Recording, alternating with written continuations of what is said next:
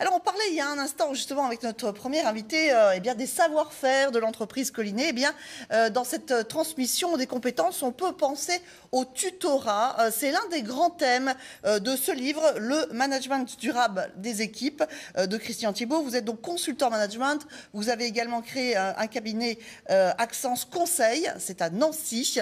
Alors, pour vous, il y a une vraie révolution managériale qui est en marche. Qu'est-ce qui a vraiment changé ? Aujourd'hui, c'est remettre l'être humain au cœur de l'entreprise. Un chef d'entreprise me disait « J'ai été tellement préoccupé par les objectifs, tellement centré sur les résultats que j'ai fini par oublier mes équipes. Voilà, donc ce livre, c'est une manière de partager ma vision du management et de donner des outils, des méthodes pour s'occuper de l'être humain, sachant que quand ça fonctionne bien, c'est-à-dire quand l'environnement est propice, quand on gère son équipe comme un jardin, non seulement ça marche, ça donne de bons résultats, mais en plus les gens sont heureux. Donc tout va bien. Alors justement, vous faites une analyse avec une approche particulière. Comment devenir manager jardinier? Alors pourquoi avoir choisi précisément ce terrain-là?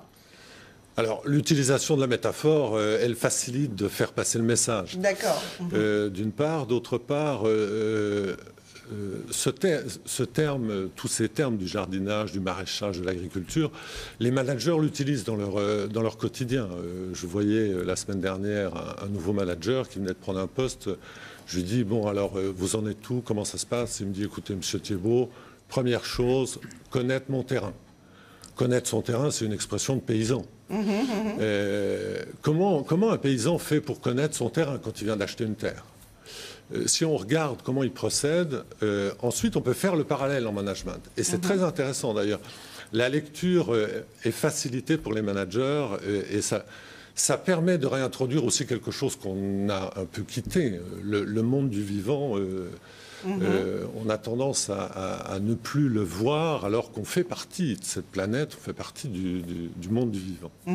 Effectivement, alors introduire des espaces conviviaux, ça aussi c'est un plus, c'est encore une fois l'humain, les rapports entre les uns et les autres, c'est quelque chose qu'il faut faire fructifier, grandir encore au sein des entreprises. Oui, alors il y a les aspects de l'environnement à l'intérieur de l'entreprise, comment c'est aménagé. Ce livre traite plus de l'aspect humain, c'est-à-dire quel est l'environnement humain, comment est-ce que les gens partagent, échangent, est-ce qu'il y a des nouvelles pratiques Est-ce qu'il y a un dont je parle. secret, justement, une méthode, une recette que vous pourriez nous donner pour justement... Alors, pas des recettes comme ça qu'on peut... Clé en main. Clé en main.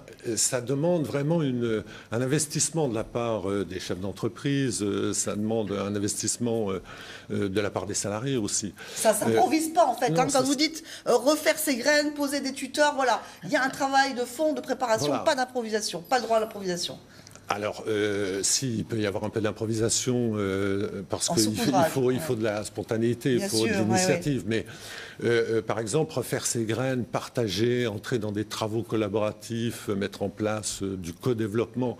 Voilà, on est sur des tendances là, qui sont en train de se produire en entreprise, qui s'inscrivent dans du développement durable des équipes, c'est-à-dire ne plus être dans la vision à court terme, mais ce que je fais en management aujourd'hui, quel impact ça va avoir demain.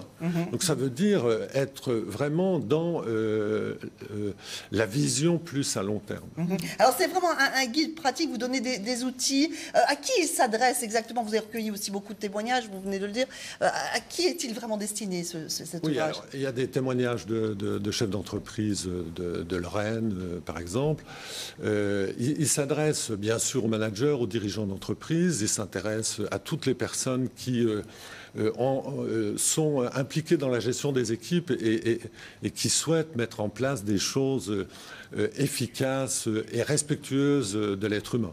Très bien. Merci beaucoup, Christian Thibault. Je pense que le message est bien passé. Je rappelle le titre, Le management durable des équipes. Voilà, merci beaucoup.